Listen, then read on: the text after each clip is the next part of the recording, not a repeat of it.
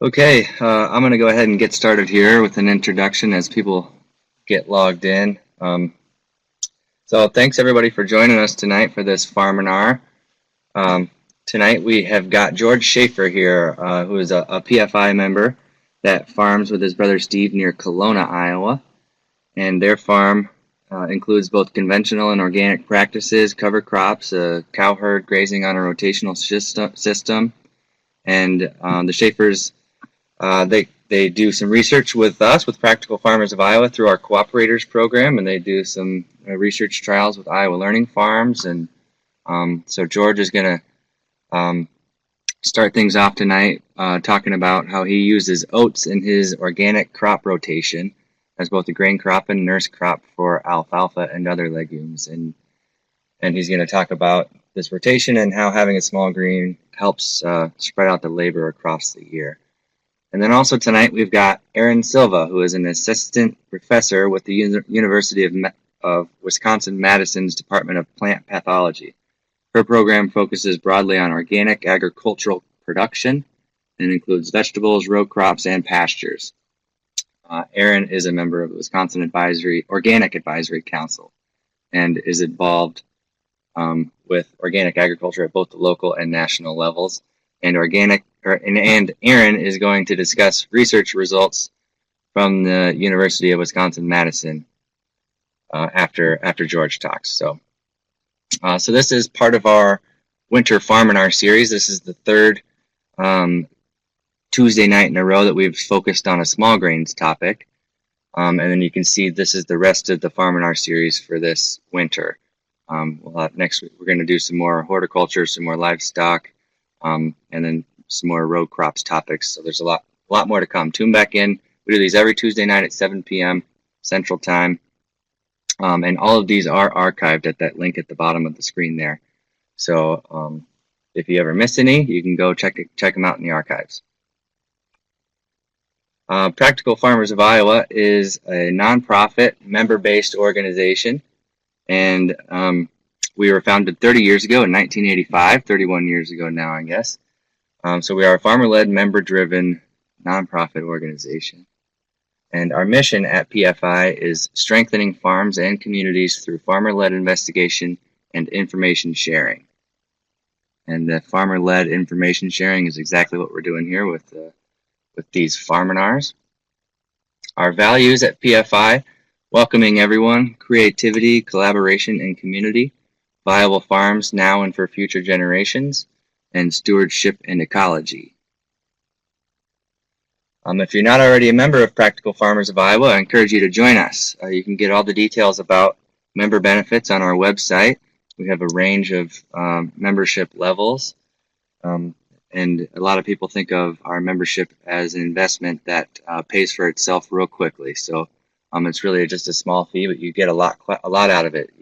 Mostly you gain a network of peers that you can bounce ideas off of and learn from, and it's really a great network of farmers and friends of farmers. Our farmers are from all across the state, from farms of all sizes, from farms of all enterprises. So I encourage you to look into joining PFI and becoming a member today. During this time of year, we do a lot of these Tuesday night Farminars, but we also have a lot of other events. Just this past weekend, we had our big annual conference in Ames, but there's a lot more to come this winter. So we have CSA workshop, beginning farmer retreat, and other stuff. So you can go to our website, and we have a calendar of events that includes not just PFI events, but our partner organizations events as well. So there's a lot of things, a lot of ways you can plug into some more educational stuff this winter. So real quick before I turn this over to George, if you have any questions for our presenters tonight, you can type them into the chat box there. If Erin or George sees your question and they want to answer it, that's great. Otherwise, we're going to reserve the final 30 minutes to go back through all these questions. At about 8 o'clock, we'll get back through all these questions. So just sit tight. If your question doesn't get answered, we'll circle back around. So now I'm going to pull up George's presentation and let him take it away.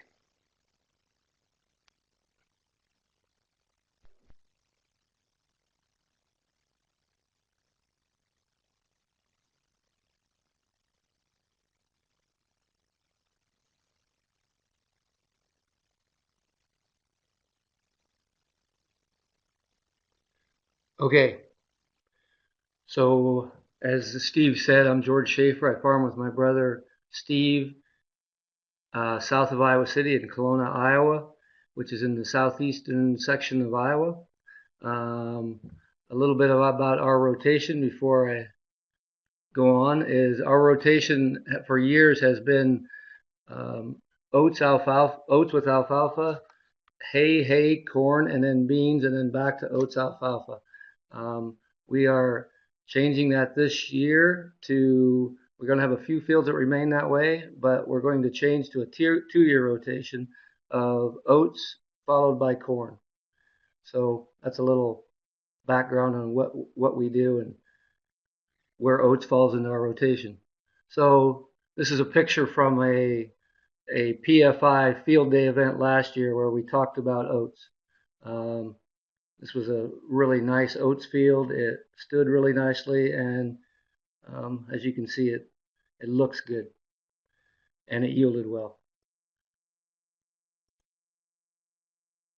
So the first reason why small grains are in the rotation is because I see that there are a lot of people from outside of Iowa here, but in the Iowa Organic Code, and I think this is in the National Organic Code, it specifies that you must have a small grain or a green manure crop at least once every 5 years.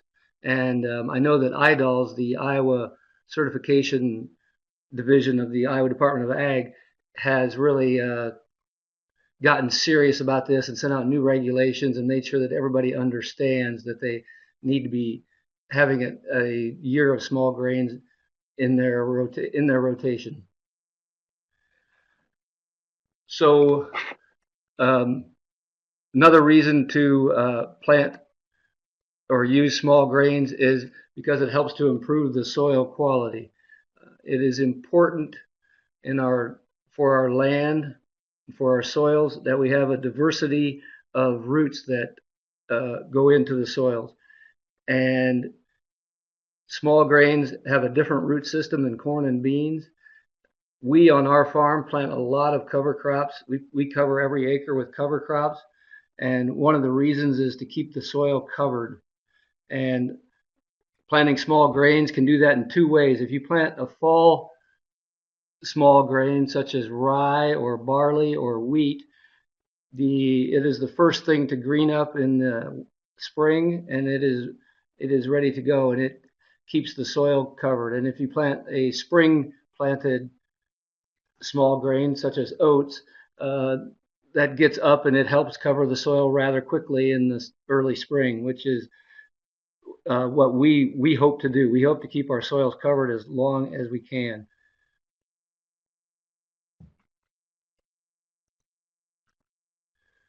So a small grain, as you can see in that picture when I started off, it helps to suppress weeds. Some small grains, science says, do better jobs than others, such as rye supposedly has an allelopathic effect upon weeds. It does not let certain weeds germinate, and we have found that to be true. We have grown cereal rye a lot on our farm, and underneath the cereal rye, it looks like a nuclear zone if you have a really good stand where nothing germinates except for the cereal rye. And so it is a excellent way to help get weeds under control, especially if you have problem weeds in your system. If you go to a oats and then hay for a year or two, it can help with the seed bank of weeds. And something that's important in that whole process is that you do not allow weeds to seed out after you harvest the small grain, whatever it might be, barley, wheat, oats, or anything else. You need to mow it or do something to make sure that the weeds do not seed out.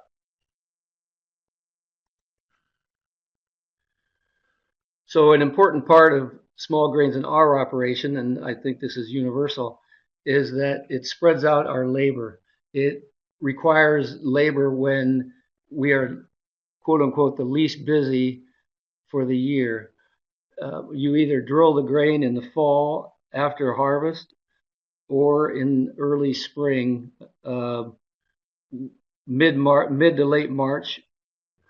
And in fact, this year we're going to do a study with PFI where we drill oats into frozen ground.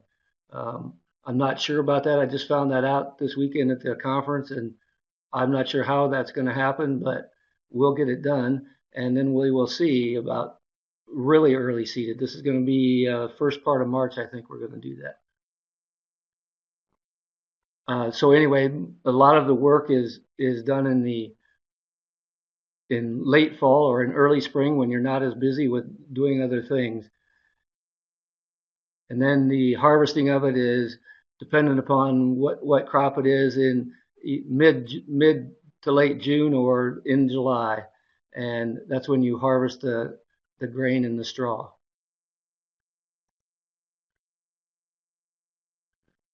So your small grains can be used as a nurse crop for either clover or alfalfa or in your fields. So the normal procedure for years has been that people plant alfalfa with their oats, and that still goes on. We do that a lot, and it works very effectively. Um, so as I say here, clover though can be frost seeded into fall planted grains. So cereal rye, or we did it with barley for years, where we had barley out that we had planted in the fall, and we would go in the spring and frost seed clover in there, and it worked really, really well. Clover is such a resilient crop that it does really well when you frost seed it. As I say, either clover or alfalfa can be drilled with the grain, and then if you're going to just go right back to corn in the future, that clover or alfalfa, but alfalfa would be probably too expensive to do for just a 1 year deal. But clover is going to supply the nitrogen for the corn crop that follows.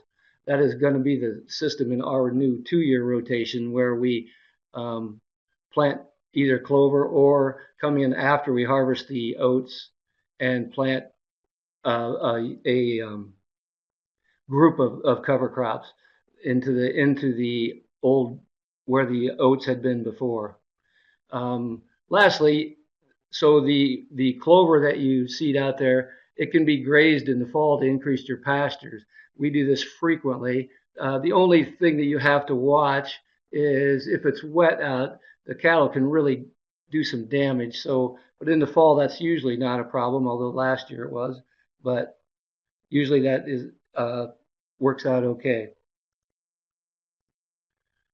So when you're dealing with straw, you have to figure out what you're going to do with all that. First option is you have to decide before you combine, obviously, because you can just spread it on the field and leave it there for organic matter.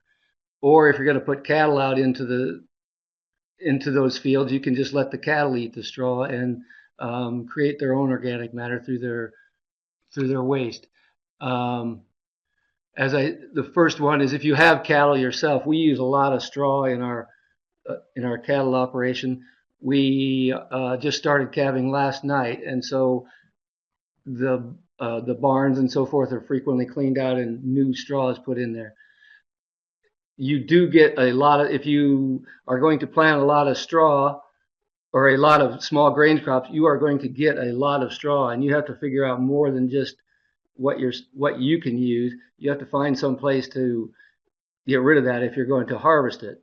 As I said, you don't have to harvest it, but if you're going to harvest it, you need to have somewhere to go with it because it will pile up on you quickly if you don't get it off your farm every year.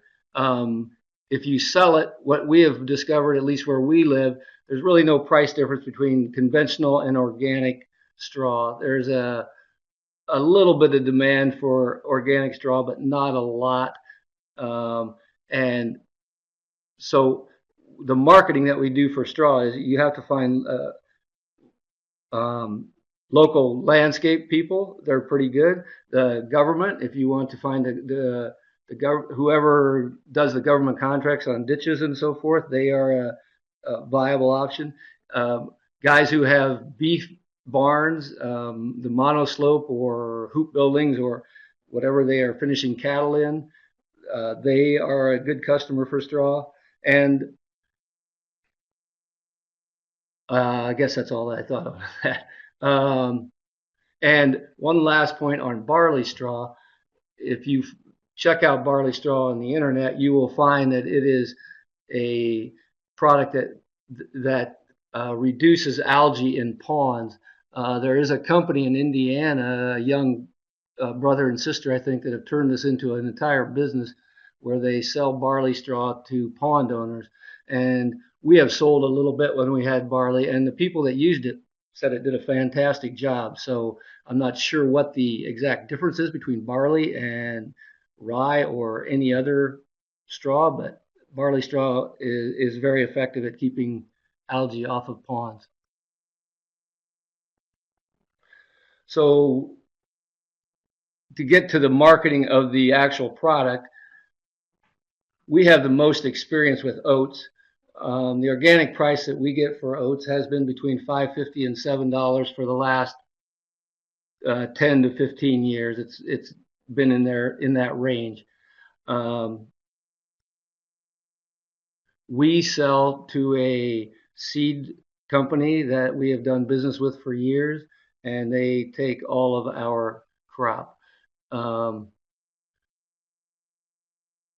When I list the other things, there are people who we can sell to growing small grains. I'd actually like to start out with the concept of we need to form a co-op so that there is a consistent and large enough supply that certain buyers can work with us.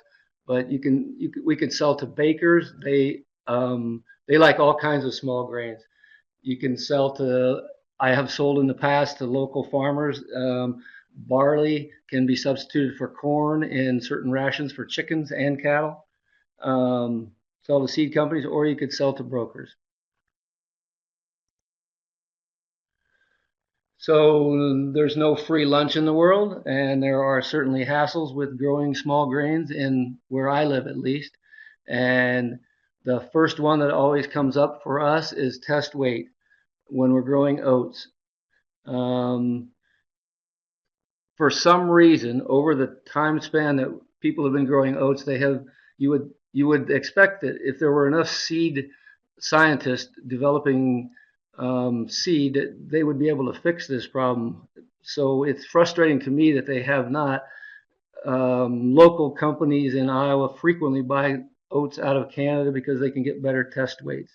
And fortunately for us, for the last, I'd say 3 or 4 years, our oats has been very heavy, above 38 pounds, which is really unusual because in the past we have had some really poor test weight oats.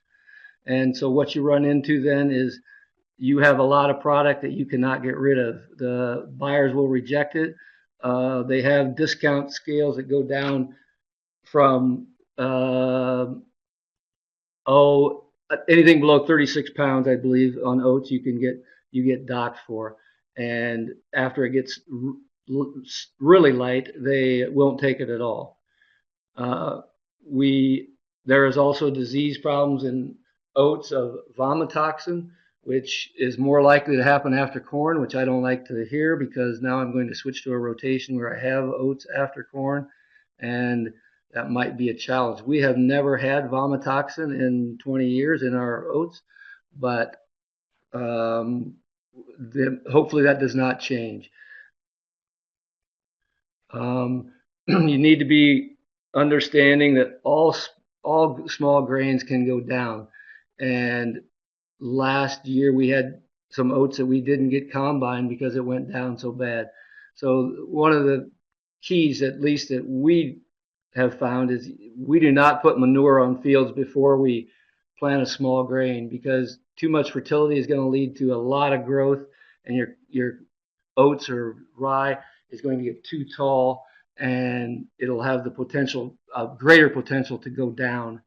And that is no fun when you get down grain because it's going to be very difficult to combine. So I see some great opportunities out there for small grain producers.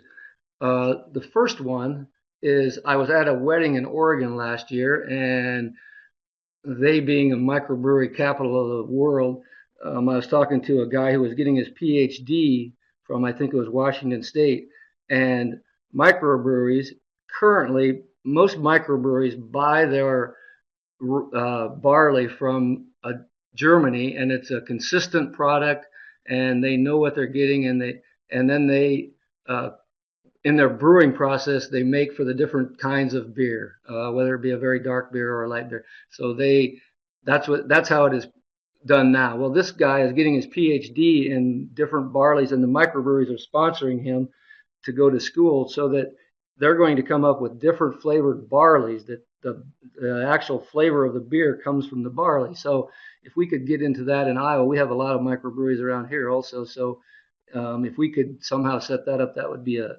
great opportunity for us to market barley. This is where I also again talk about forming a co-op to help market small grains.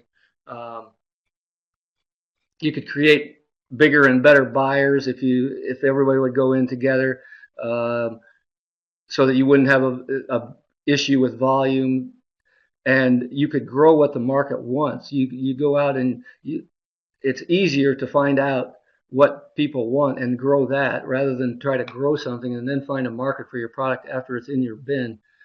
Speaking of bins, that's an issue with small grains because grain bins today, it can be a problem to put oats or rye or wheat in them because the floors sometimes do not hold your product. Um, so our experience on our farm has been that oats is the most reliable grain for us. The company that we sell our grain to has been really good for us, and they do not like us.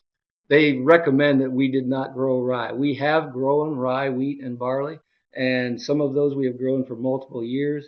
And we still grow rye every year, cereal rye, as a cover crop, but we do not harvest it because we want to we use it just as a cover crop and we put it back into the soil.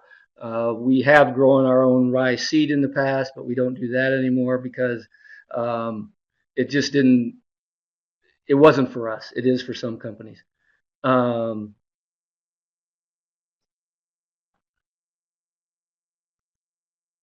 so to end on this, you're, this is my wife's idea that crops do a lot better if you sing to them. So that's that same field of oats from before. For some reason, now this is growing organic oats.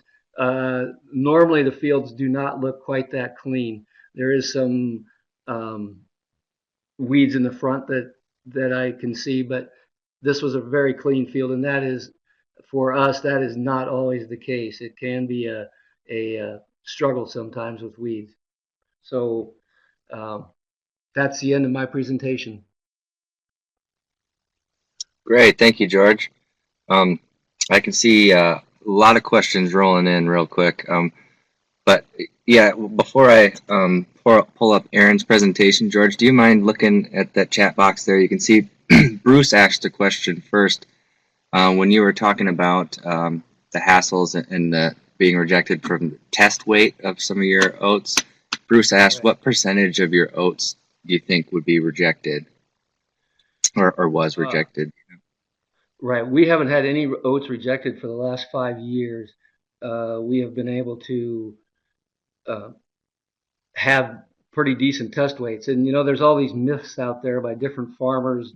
Old timers say if a wind blows on a certain day or something, and I don't think any of it is true. But I don't know if it's just luck or if the seed is getting better. One other point probably should make is that the person that we sell our crop to, they prefer that we grow a VNS variety, which if you listen to other seed dealers, they would prefer that you grow a specific kind of oats. But our guy likes the product, the VNS variety, because it alleviates some hassles for him in paperwork and so forth. So we have not had any oats rejected, and that $5.50 to $7 is a net price that we're getting for the crop, and they actually pick it up for that. Okay, Uh, great. where am I located in Iowa? Southeast Iowa. Yep, yep. If you don't mind, then also Wendy had that other question about, she might have missed at the beginning, your crop rotation again, and Right. if specifically about a cover crop or green manure within that rotation. Right. So our rotation currently is that we grow oats with alfalfa in it, and then we grow hay 2 years, and then we go corn and beans, and then we go back to oats. We are changing that rotation on most of our fields to a oats and corn rotation. There will be a cover crop in the 2 year rotation. There will be a cover crop the after the oats, before the corn. We haven't exactly decided on it yet. Some of it's we are going to go with some straight clover and some possibilities of other cocktail mixes that we might put out there. And in the 5 year rotation, the only real place that the cover crop comes into play is after corn, because before soybeans. And we are looking into no-tilling in that rotation, which we are going to use a lot less of. We are looking um, to plant no-till soybeans into that rye. Uh, and I guess I'd say why we're changing our rotation is twofold. One is we have way too much hay. The time it takes for us to make all the hay that we have, it is cumbersome to say the least. And we also end up with more hay than our 150 cows can eat. And we have been selling a lot of hay in the past, but in looking at my soil test and so forth, I'm thinking that I make some money on the hay, but I think I put it all back in my fertility program, trying to keep the fertility up. So we're going to stop moving hay off of our farm as much. So are there any other questions here? Yeah, I'd say we got a little bit of time. We might as well answer these questions before we move on to Erin. Then going up to Billy Salmon's question, are you growing 2 or 6 row barley? I don't know. I looked at. I don't know what that means, Billy. Unfortunately, sorry. Yeah, Billy, if you could clarify, go ahead and type that in there. And Wendy was wondering if in that photo we're looking at right now, if there's anything underseeded in that oats. There's alfalfa in there, and then in our alfalfa mix we put in a little bit of grass also. So that is what is underseeded there. It looks to me like there's some giant ragweed on the corner on the edge of the field there too. That was not seeded. So well, it was, but not by us. Yeah, Any solutions to keep oats from going down? Like I said, don't over fertilize your fields before you put oats out there. Um, That's the only solution I know. We have not had problems until this year. This year there was a big rain event right when the oats was ready, and I think it was a 4 or 5 inch rain event, and it knocked it down. We were about 2/3 done with combining, and the rest of it was a problem. How do we manage weeds in the oats? We If the weeds are bad after we combine, we mow it, and then we will either mow it. Well, we'll graze it, or we'll mow it again, trying to keep the weeds. The weeds aren't necessarily a bad thing for the cattle. The cattle will eat them, most of them. So, um, and Kathy Rose says, yeah, and I forgot to mention that's another option. In our cattle, we feed oats. So if you have lightweight oats, you can feed your lightweight oats to your cattle, or you can sell it to farmers. Will buy it. They don't necessarily like the local farmers don't like to buy lightweight oats either. Any manure application prior to oats? No, I said we prefer not to, because it'll increase the chance of your oats going down. Any problems with harvesting with clover under it? No, we've never had a problem with that. The clover's pretty hardy. Doesn't seem to bother it. Will there be oats after corn before oats again? I haven't researched that enough, Wendy. I think that would be a great idea. I'd like to, because we do put, as I said, we put cover crops on every acre we can. If I was going to do that, I would put rye out and harvest the rye. and I would have to start up my marketing a little bit again. Fertility program on small grains, Jake asked. Our fertility program, like I've said a few times, we don't do anything the year of seeding. So we try to stay away from that. So we make up with it with a lot of cattle manure, and we also put turkey manure and chicken manure on our organic fields. We have a nice supply of it. So Billy answers that 2 row is for malting darker beer. Huh. Um, we, well, there you go. There's something I did not know. So um, I would grow 2 row if I was going to try to sell it to brewers. But maybe Billy knows if my information is that most breweries use the same barley. It comes from Germany, and that's what they want. So Wendy asked what my 2-year rotation is, and my 2-year rotation is oats and then corn, and back to oats again. All right. Thank you, George. So yeah, I pulled up Erin's presentation here, and a lot of good questions there for George. If you have more, George is going to stick around, and both George and Erin are going to answer some questions after Erin's presentation here. So, Erin, if you're ready, we'll let you go ahead and take this away. All right. Do I sound all right? Volume sounds good to me. Okay, great. All right, thanks, Steve. And just to reiterate, I'm Erin Silva. I'm an organic production specialist, state extension specialist in organic agriculture in Wisconsin, and an assistant professor. So I work very broadly across organic systems. I work in pasture systems. I do a lot of work with no-till soybean in organic systems using the rolled rye system. And I also do work in vegetables. And I will admit I am a bit of a novice in small grains, but in the past year or two, my program has increasingly turned its attention to small grains. And the reason for that emphasis is honestly, industry has approached us wanting to see what we can do to get more organic producers to grow small grains. There is a demand for food grade small grains. I'm not denying that there are definitely still barriers, production barriers that we'll talk about today, as well as barriers with making those market connections. But from what I've heard from industry and millers, people are interested in obtaining organic food grade small grains and increasing the supply. So with that, we are doing more and more research and outreach to try to give farmers the tools to grow quality small grains, to be able to have it be a economically viable and a beneficial aspect of their organic crop rotation. And George did a great job setting me up for my presentation. We knew we were presenting together, but we didn't write our presentations together.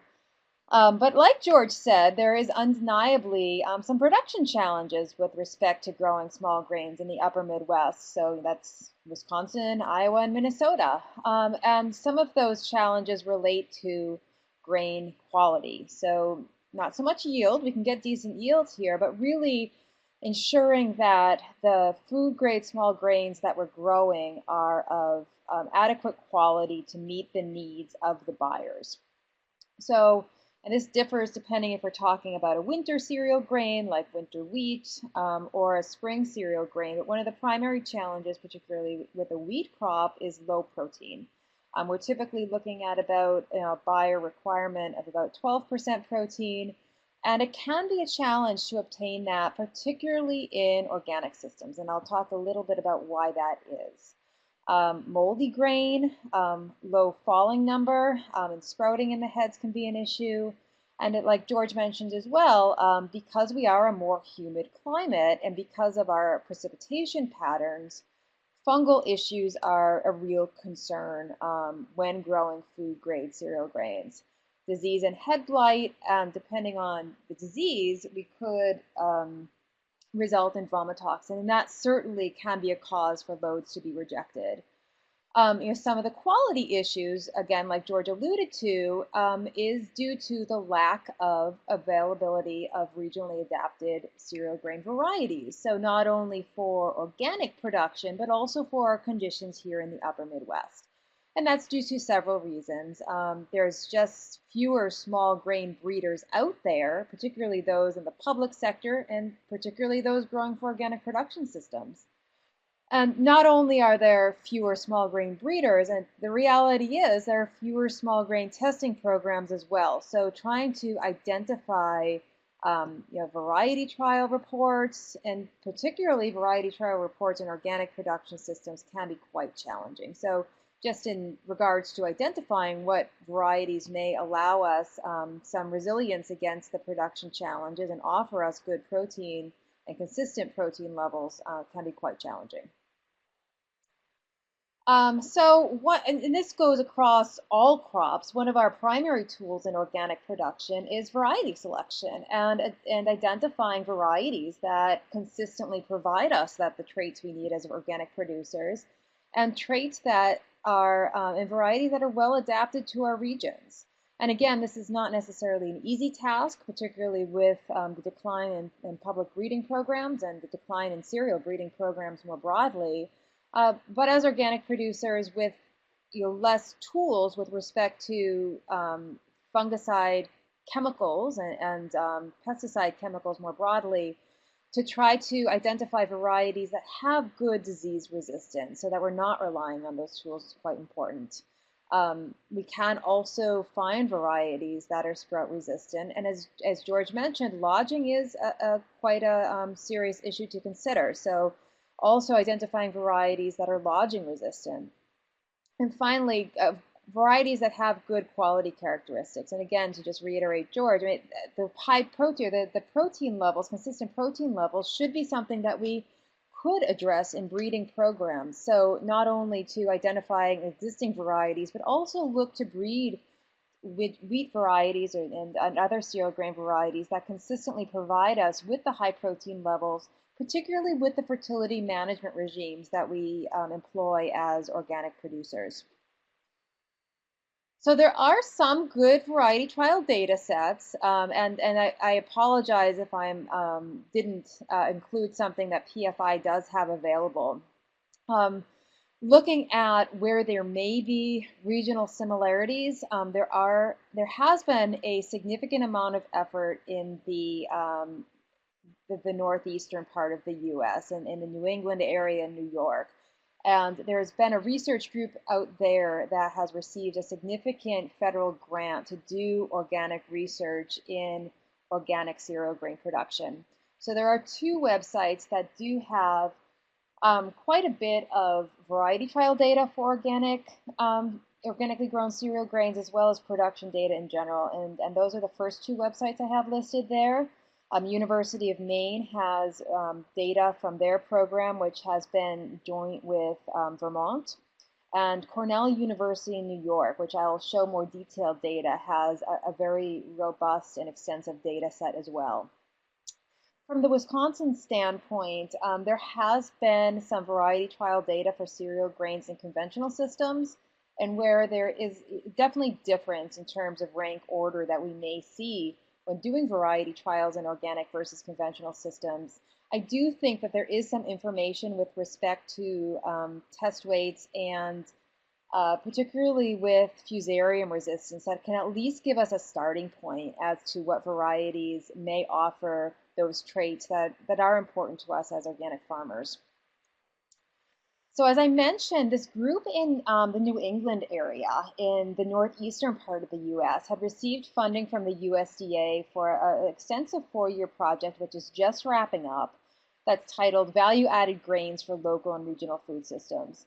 So as you can see there, there's a pretty extensive suite of collaborators. Mark Sorrells, who is a grain breeder from Cornell University, but also partners from NOFA, I think it's the Northeast Organic Farming Association, Elizabeth Dick from the Organic Growers Research and Information Sharing Network, Steve Zwinger from North Dakota State University, and also Kristen Hoy from PASA. So a great team of people that have come together to do research in organic cereal grains. So they do have some very nice cereal grain trials in organic production systems from 2012 to 2015. And this data was it's hot off the press, just given to me by one of the postdocs in the system or in the project.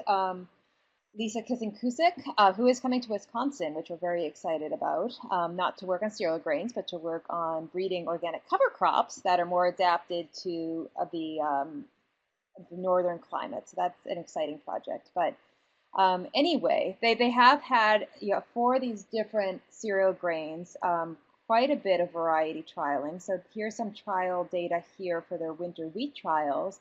And you can see this data on the website. If you do want copies of this presentation, you can email me. But you can see here how they've, over various regions. So the first 3 columns under grain yield, this is performance in terms of grain yield per kilograms per hectare from 3 different sites. So one of the things that we could look at as organic farmers is to look at performance over sites to see consistency in performance under different organic production regimes and under different environments. So there are some varieties here, like numbers 5 and 6, Fulcaster and Gold Coin, that have fairly consistent yields, but there are some varieties like this first one, Red Fife, where you can see that in these different environments, the yields can vary a bit more markedly. So it's something to consider, to look at variety trial data over sites to see the consistency in performance, which in breeding terms we call broad adaptation, which I think is important in organic systems where we do have more diversity with respect to our fertility management approaches, our rotation approaches, and just our weed management and other management approaches in general. They also have data with respect to test weight, with respect to lodging, with respect to height of the plant, and also some heading dates. So you can see some earlier or later maturing varieties, as well as winter survival. So some really great data from their trials. In addition to winter wheat, they have spring wheat variety trials.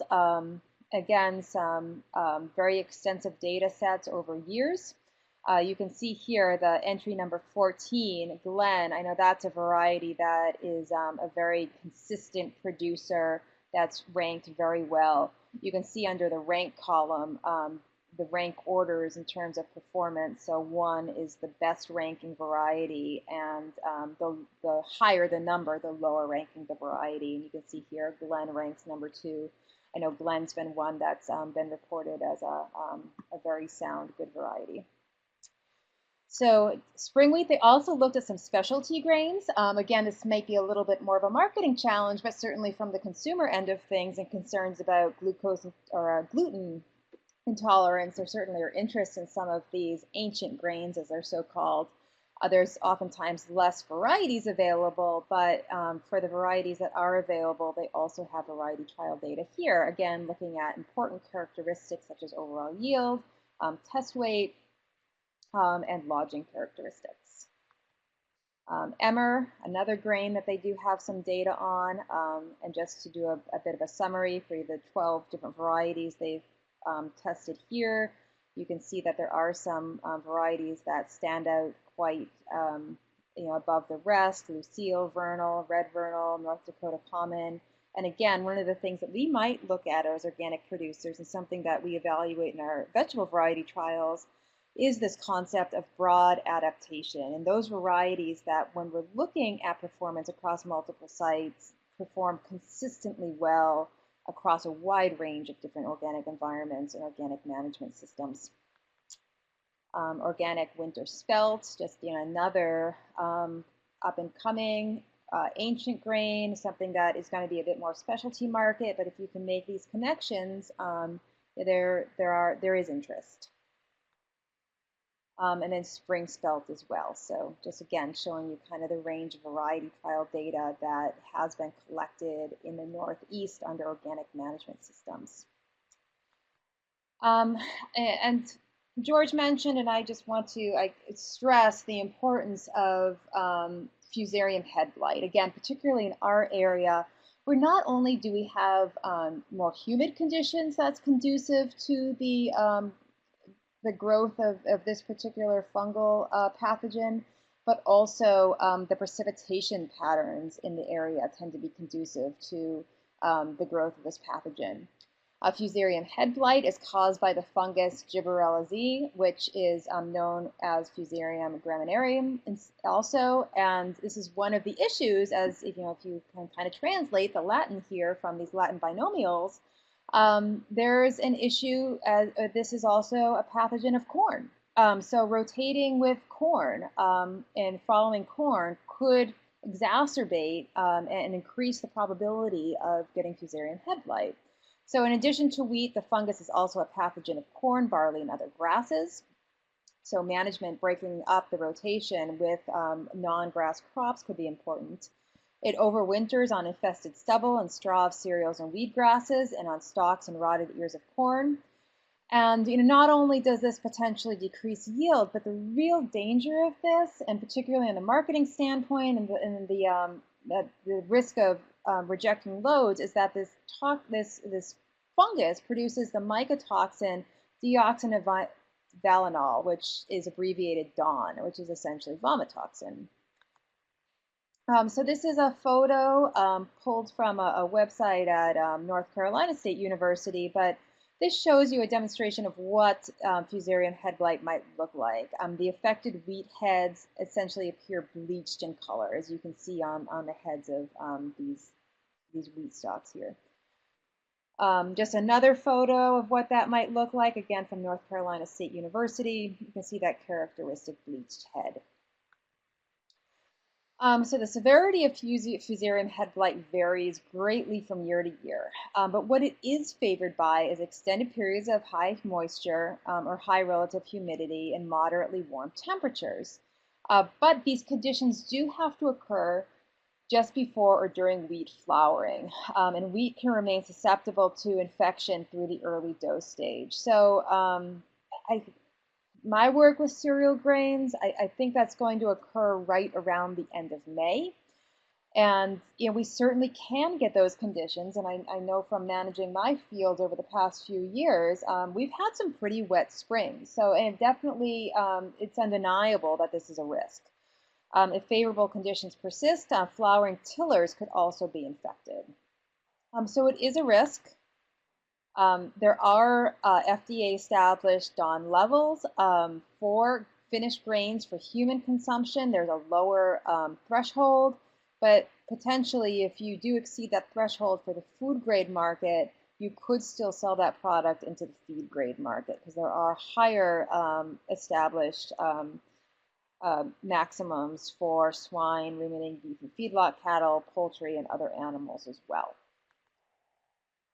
If you do have issues with the disease, there has been some research out of Ohio State that recommends certain combine levels that can help minimize the overall concentration of vomitoxin on the load, setting the combine to blow out lighter seeds. Those bleached seeds tend to be lighter, and adjusting the combine's fan speed to 1,375 to 1,475 RPMs and shutter opening to 90 millimeters can help minimize the amount of infected seed and result in the lower discounts. So it's not going to solve a problem of a severely affected field, but something that would potentially minimize the risk of an affected load.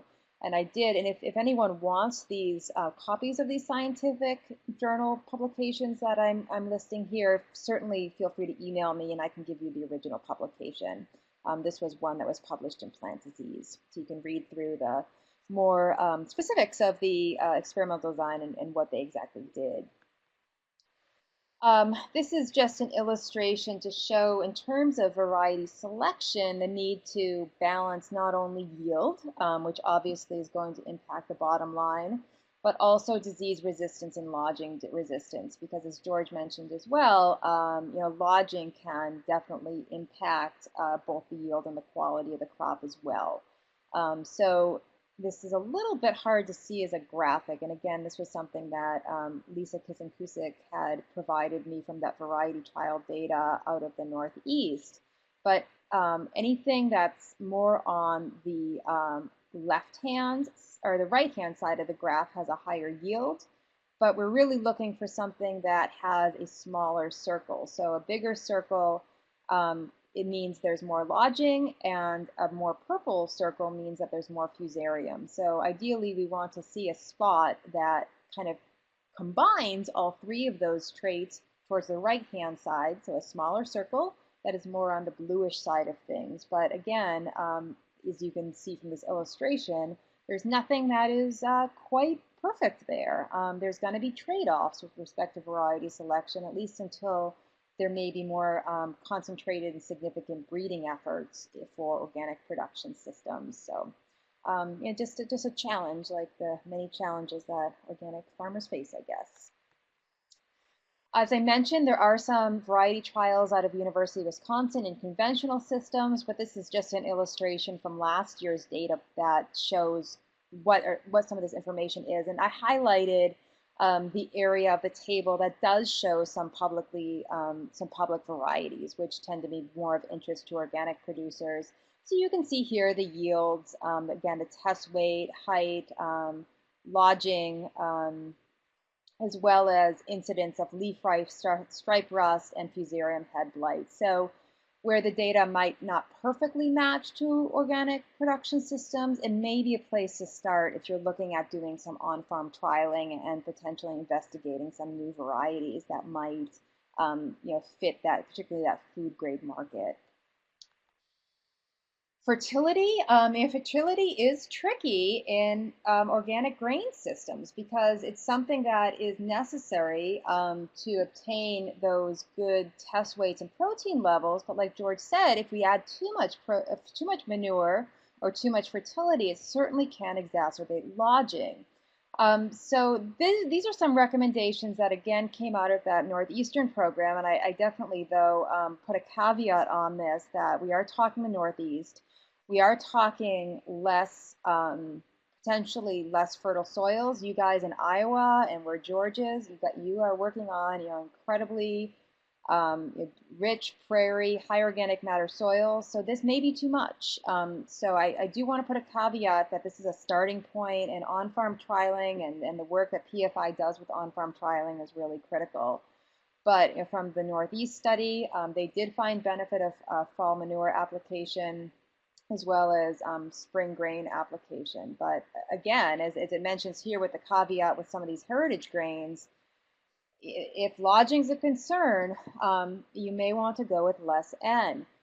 But I will present some data to show the potential benefit of top dressing grains for proteins. And some of the options in organic are foliars, pelletized poultry manure, Chilean nitrate, which I realize is controversial, but it is an option, as well as potentially feather meal. And I'll mention, put a plug in for this at the end, but we are doing a 3-week organic grain course here at UW, and one of our growers that came out to present in our class did mention on his cereal grains, he does indeed apply foliars to help bring up those protein levels. So I'm not presenting data on that, but again, just throwing it out there as an option. So there's a couple studies that I want to cite. Again, if you want the originals for this, please email me. The first is some data out of a study, again, out of the Northeast from Maine and Vermont, from Ellen Mallory and Heather Darby, published in the Agronomy Journal in 2013. And the objective of this study was to determine if supplemental N as a top dress at key wheat development stages would improve hard-red winter wheat yield and protein concentrations. So they had 4 site years of data from 2009 to 2011 in Maine and Vermont. They had 1 variety of winter wheat harbored. The fall management was a manure application in this case. And then in the spring, they did 2 organically approved N sources, Chilean nitrate and pelletized poultry manure. And they applied these 2 different N sources at 3 times, at tillering, at flag leaf, and at the boot stages. And what they found, this is actually, to back a little bit, this is some more details in terms of exactly what they did with respect to the rates of the materials, as well as just the rates of P and K. Chilean nitrate, it was 16% N. The pelletized poultry manure, in this case called Cheap Cheap, was 4% N. And what that essentially equates to with these rates that they put on was a top dress rate of about 20 pounds of N per acre. So you can kind of hold that in your mind as to what they're putting on here. This is a calendar of what they did. Manure applications and wheat seeding in September, which is pretty early, but that's when they seeded there. And when they did these top dressings, again, tillering, which was early April, flag leaf, which was mid-May in their case, and boot stage, which was later May in this case. Again, looking at those rates of about 20 pounds of N per acre. What they found was that top dressing increased grain protein in all cases, although none reached the milling standard. So they're still not quite optimized there to reach the milling standard. They chose Harvard as a low protein variety. So again, throwing out a caveat and something that you need to consider when interpreting this data is that if you were using a higher protein variety where it may be more borderline, this may be an insurance policy to make sure that your grain did reach that milling standard. They did find that Chilean nitrate was more effective than pelletized poultry manure, which isn't necessarily surprising. Chilean nitrate, the nitrogen source there, is more readily available than pelletized poultry manure. And they did also find that the later applications were more effective than the earlier ones. So applying at the boot stage tended to have more of an impact than applying earlier. And again, two things to think about when thinking about how to put this data in perspective or how to potentially optimize this data is how this may change using higher protein varieties. And also, again, realizing that there are real issues with respect to Chilean nitrate. Are there other readily available N sources that would be economically viable in this system, such as feather meal, which tends to be a bit more, again, a source that has more readily available N as compared to pelletized poultry manure, but may not have some of those same concerns as Chilean nitrate. These are just so you can actually see how some of this data panned out. The top just treatments compared tillering, flag leaf, and boot. You can see how the yields changed, test weights changed, as well as that grain crude protein, how that bumped up.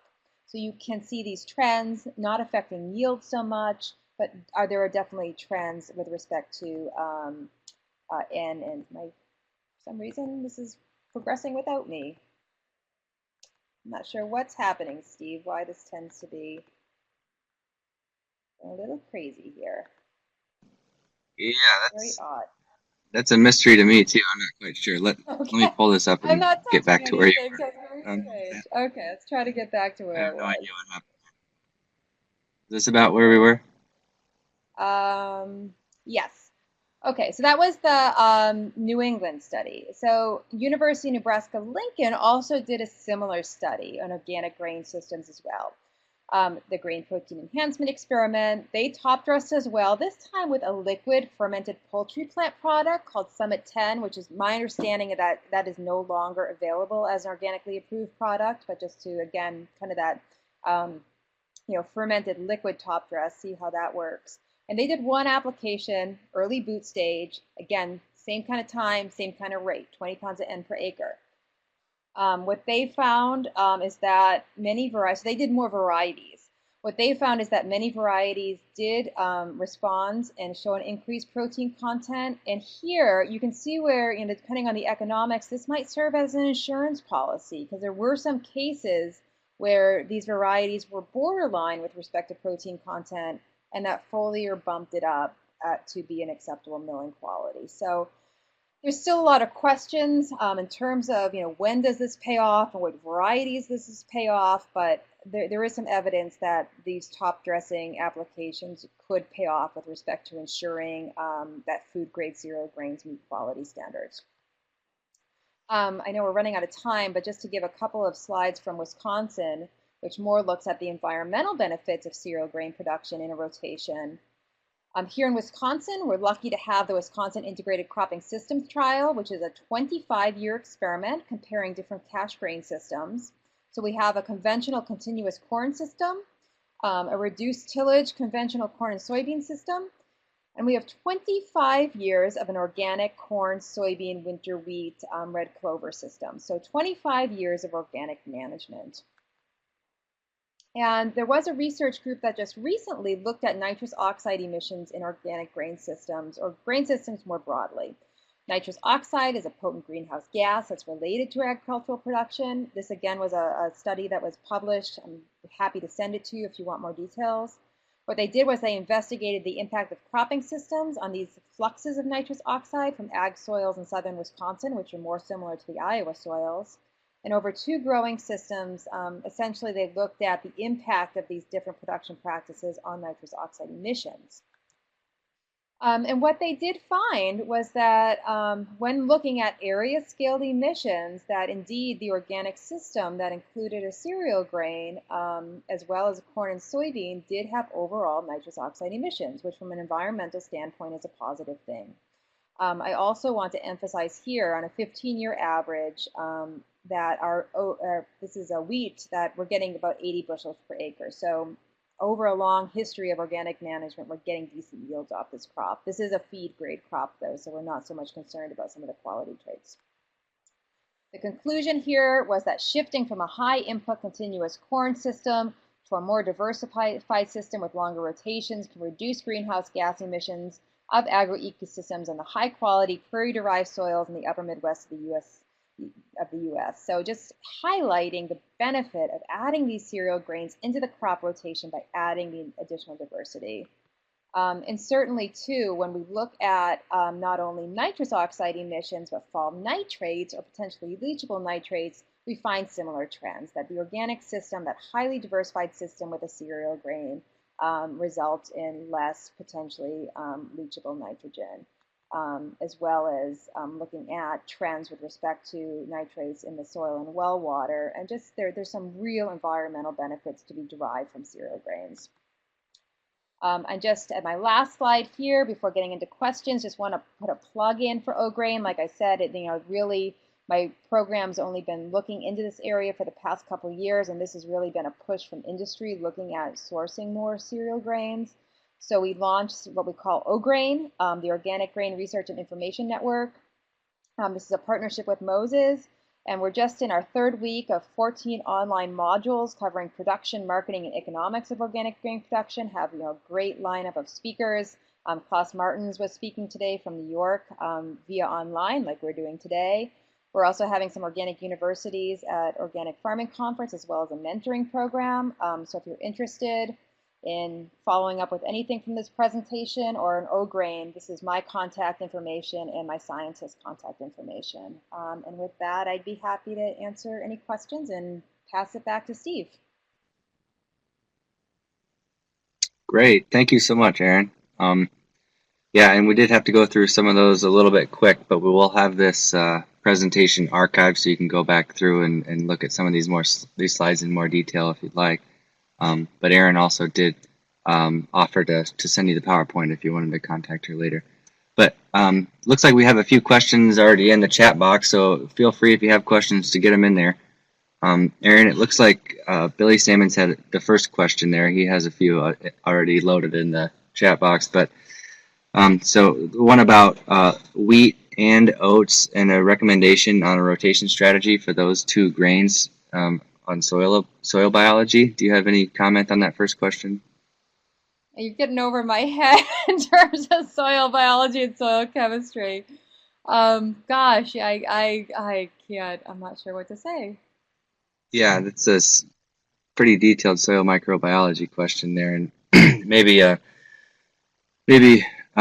we actually did have this past fall a soil microbiologist on a Farminar, and that might be a good Farminar to go and review, Billy, for an answer on that question. And then Kathy has a question about drilled field peas with a 3 small grain mix for feed, and I'm not sure that either of our presenters here have much experience with that, unless George, I don't know if you have any experience with the 3 small grain mix for feed with drilled field peas. I do not.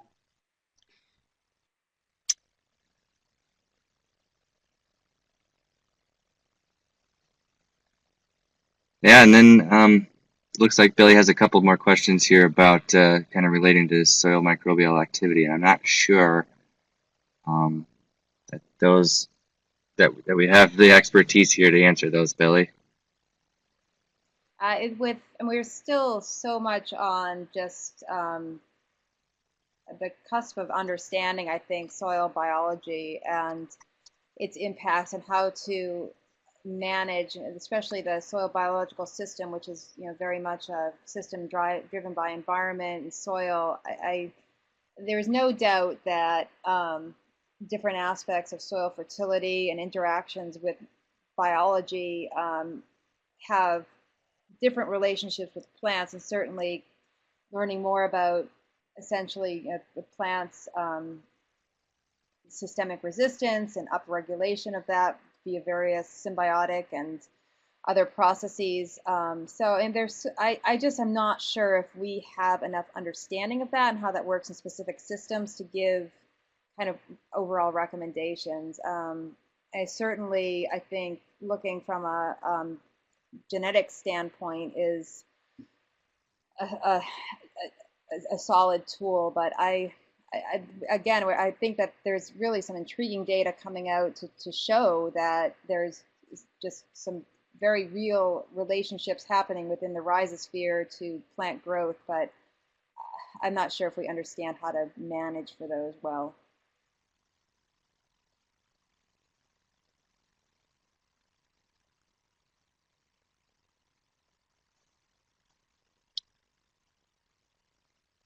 Okay, well, Yes, the O-Grain seminars are archived and they are available online. So if you're interested in having access to those, please reach out to Anders and I, and we can definitely give you the list of topics and presenters, and you can access them. They've been really great. We've been thrilled with the quality of the speakers, and the questions from the audience have been fantastic, the participants.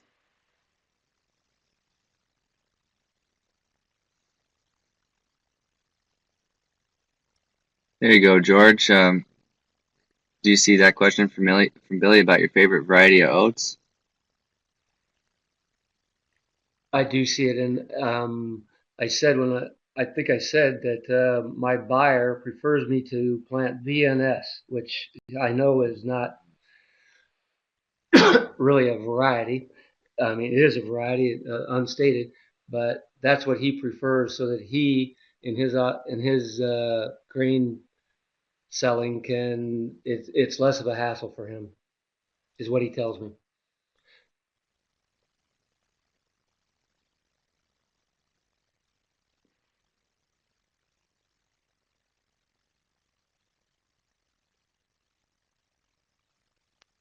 I do not sell the grain millers.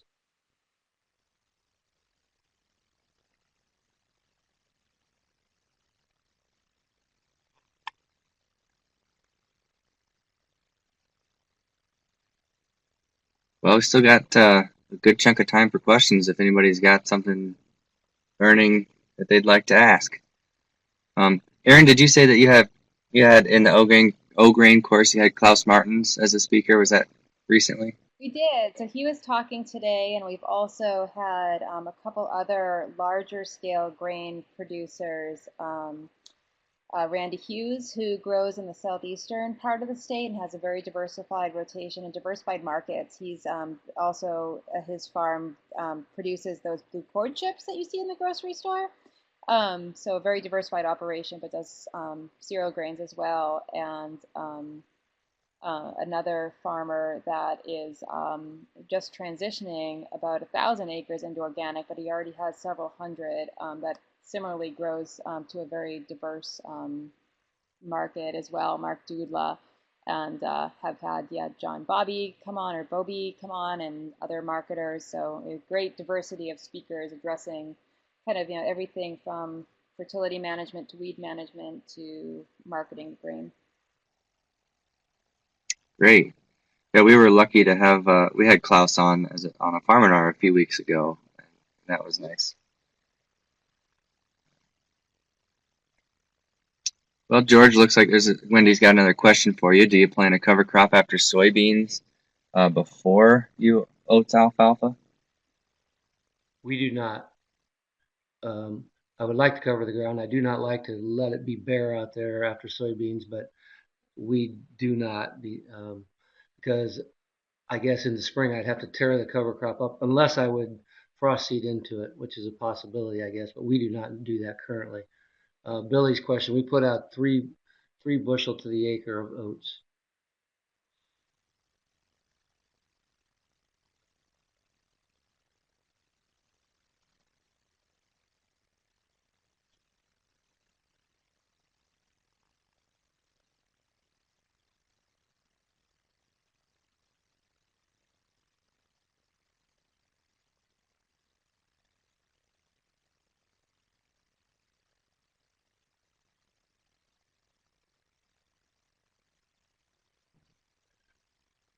Uh, 7.5 inches. Yeah, we have a John Deere 750 drill, so we have a 7.5 inch spacing on the rows. And I guess this is a sidebar that doesn't have anything to do with grains really, but as a sidebar, when we're planting oats and alfalfa with that drill, we don't put the oats and alfalfa into the drill slots. We put the hoses and it just drops on top of the ground, and the harrow works it into the ground.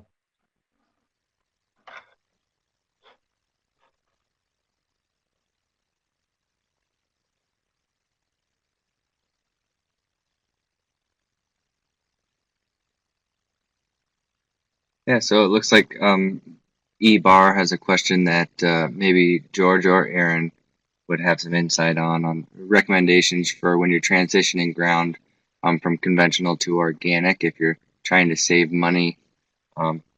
George, could you say what what rotation you used at all when transitioning to organic? Or Sure, we continually transition ground, and we always use the regular 5 year rotation.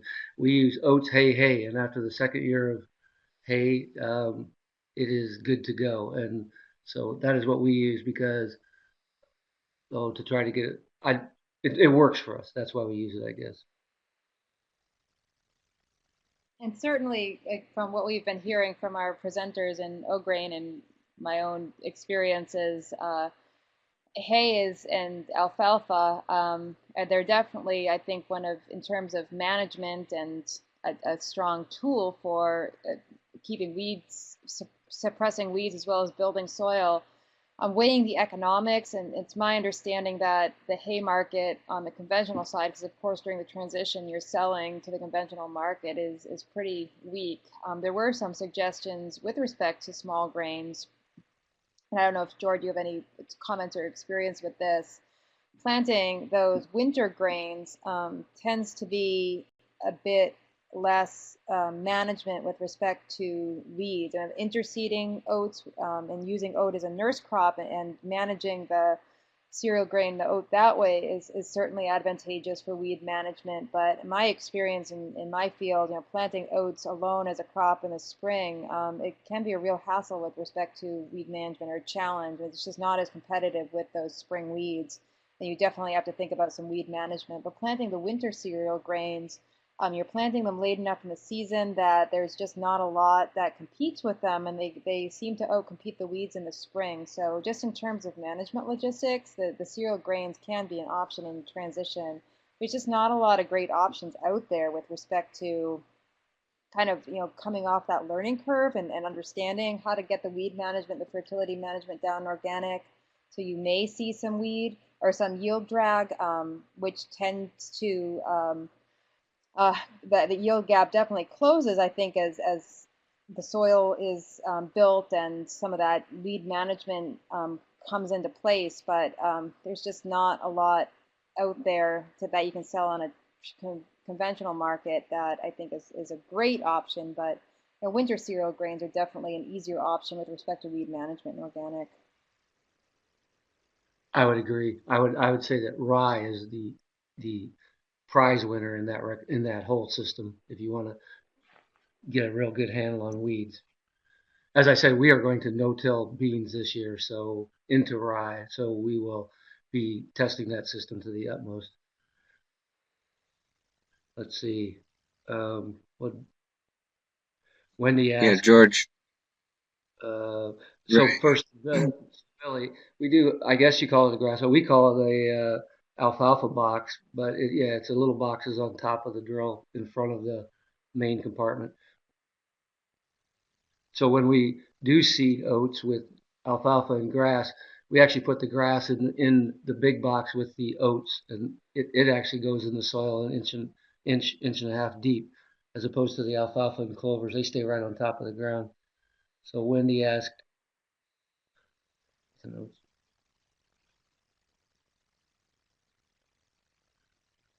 there could be a problem, yes, grass on grass. In listening to Erin here, I'm rethinking my strategy as we go. So um, we will see how it works. Yeah, I think there is an issue. Too many grasses in the rotation. Jake asked me if I'm primarily no-till. I wish I was no-till and organic. It is one of the things that really bothers me about organic is how much I uh, work the soil. Our conventional side, we are entirely no-till. So I'm trying to get to no-till in the organic system. We have in the past, 5 or 6 years ago, we did plant no-till into rye, into beans into rye, standing rye, and it worked pretty good. And we got out of it because if you cultivate the corn really hard, it is difficult to uh, get plant the beans into that system very well. Why only 2 years of hay? The alfalfa stand should last longer than that. It will. I want as little hay as I have way too much hay. First off, second off, my money crops are corn and beans. Hay hay for me is from a pragmatic standpoint, and this has to be sustainable. So I need to make money at this proposition. I tear that up as, in fact, we tear it up after 1 year sometimes because we want as much corn as we can get. And the Randy Hughes that just presented at O'Grain does something similar. It's almost more as a cover crop, and it's a great cover crop. But I was surprised at how quickly he gets rid of that alfalfa stand. Right, there's a company called Midwest BioAg, and what's his name, Gary Zimmer, the president of that. He advocates it really strongly. He just says use the alfalfa as a cover crop. Um, some people think it's too expensive, but really, if you look at it in the grand scheme of things, it really is not. I don't think. E-bar, what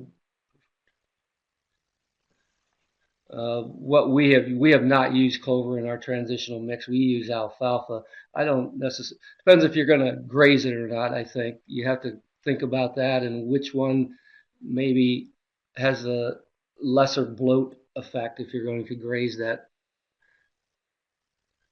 Some people, I don't really know. My vet tells me he's not even clear. Some people around us have problems with clover. Some people around us have problems with alfalfa on bloat with cattle. So we personally don't have I shouldn't even say this because I'm going to jinx myself. We have not had a problem with either of those two. We do a rotational system, so I don't know if that matters or not.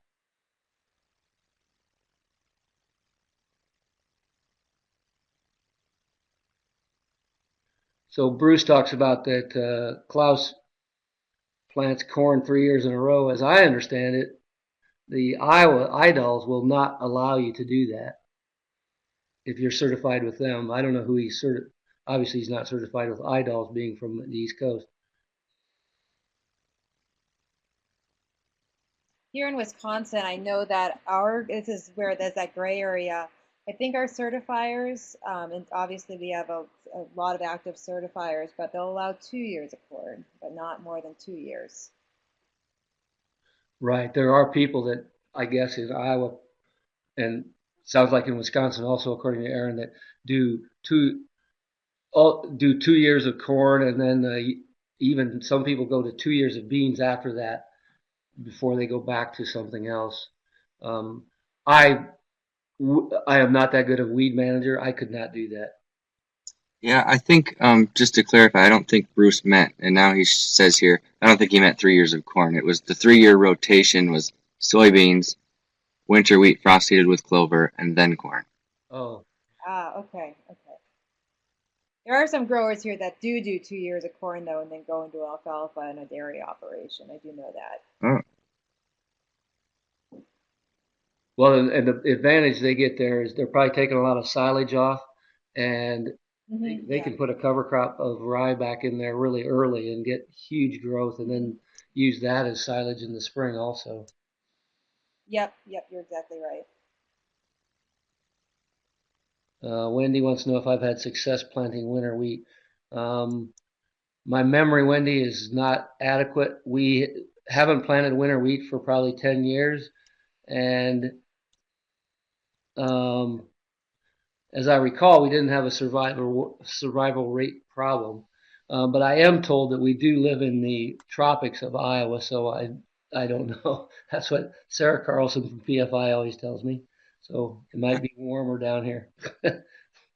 I don't think so when I go out in the morning.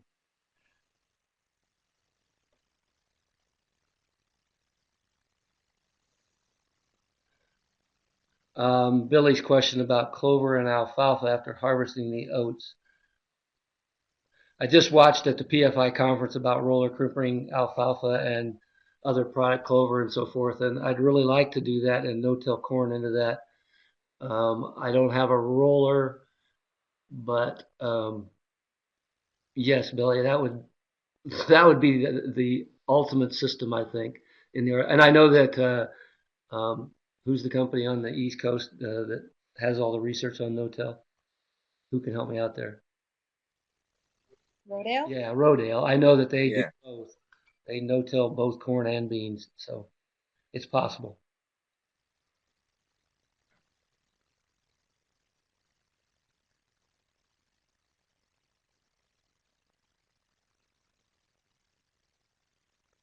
My cattle are not organic. The reason being is I have never seen, once again, I make a lot of decisions for money because I need to be here tomorrow. And so I have never seen the advantage to feeding my cattle as organic. They eat all organic hay. The pastures they live on are organic, but I do not. I finish my cattle out, and I do not feed them organic corn. Um, I looked into it when corn was $14, so maybe it's better at where it is now. But I have so no, I don't. I don't have organic cattle.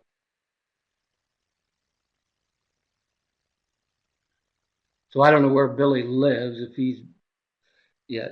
There would it would be nice if there could be like a roller cripper that was used in a I don't know 50-mile square or 50-mile circle. That would be great.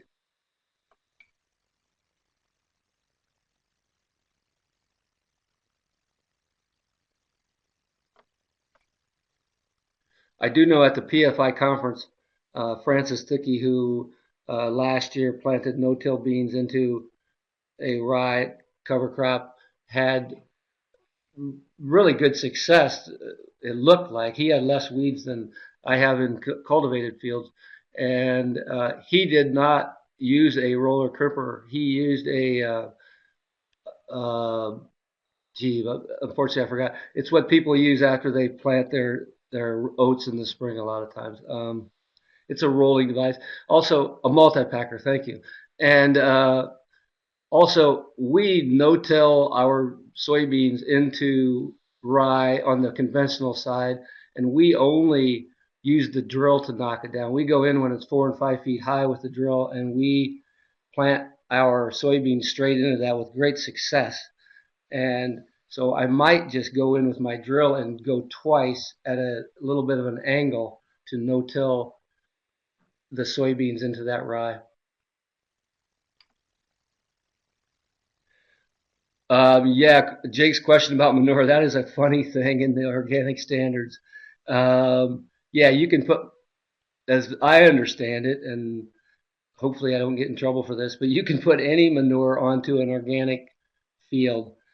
I find it interesting that how the rules are made, because I can, in those, if I put corn stalks, conventional corn stalks in with my cattle, and then they turn that into compost or manure, and in that there could be actually corn, ear corn, obviously, and I can spread that onto my organic ground, as my certifier tells me I can anyway, and there is no problem with that. So, yes.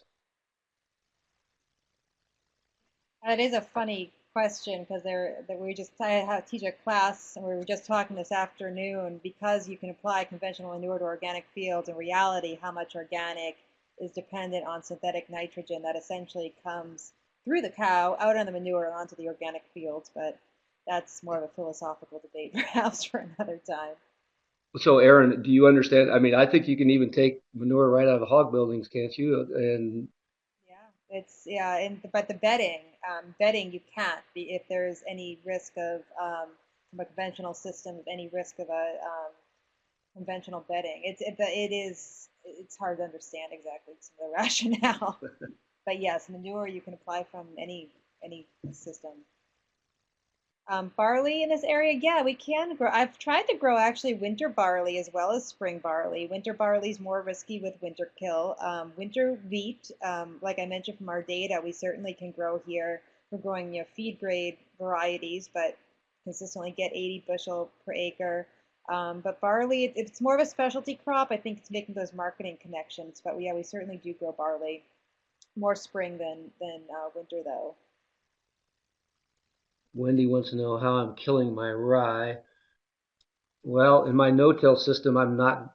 I'm just going to knock it down with the drill, and if if I don't think that I got enough of it with the drill knocked down to kill it, I will go in there with the cultimulcher, cultipacker, whatever it might be called, and uh, run that over after I plant the soybeans. That's what Francis did actually. He drilled his beans into standing rye, and then he went in with the cultipacker after he had drilled the beans in there.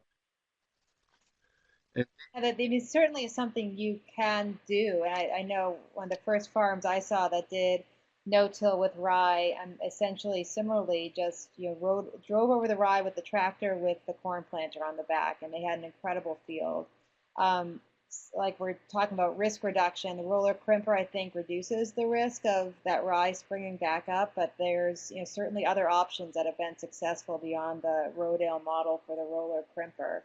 Um, in terms of too planting before, and that's something that we've tried at UW and something that University of Minnesota has done as well. Instead of rolling, they've mowed over the top, but you certainly can roll over beans after planting. You want to try to avoid them when they're still at that crook stage to roll over them because there can be damage. But even rolling over them at about the first trifoliate stage, I forget what growth stage that correlates to, but those beans are incredibly resilient. So that offers a bit of a jump on the planting date with beans, which can be delayed in the roller crimp system. But there certainly are some options. The key is to get enough biomass in the system, which means planting early enough that rye cover crop. You have to treat it differently than a green manure cover crop. You have to get it in sometime in September because that's going to affect the biomass, and you really want to get up to about 9,000 pounds per acre. So I think there is room for experimentation, but really emphasizing getting that crop in early at a heavy seeding rate of 3 to 4 bushel an acre. That's what's gonna make the system work.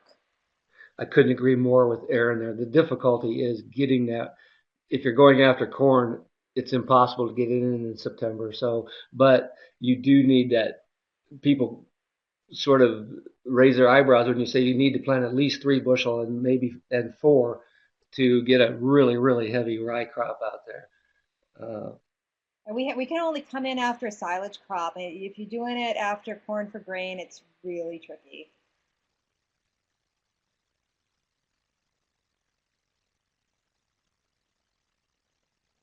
Viable perennial grains. I know, the institute down in Oklahoma.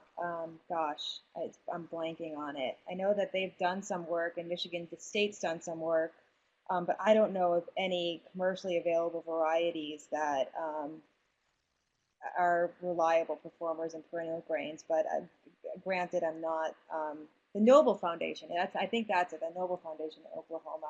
They would be people to ask because I know they've done a lot of work. Land Institute, that's it, Land Institute. Thank you. Thank you, Bruce. So what? You go to the Land Institute website, they may have some information. Yeah, the Land Institute is working with. So at the same wedding I was at in Oregon, it was kind of a foodie wedding. There was also the person that married my niece was getting his PhD in perennial wheat. That is what he's actually getting. That's his whole degree. And so he is working on that. And as his wife says, that's great. All I can live in is either eastern Kansas or eastern Washington or western Kansas. Those are our two options. But yeah, there is work being done on that. And so hopefully that comes about.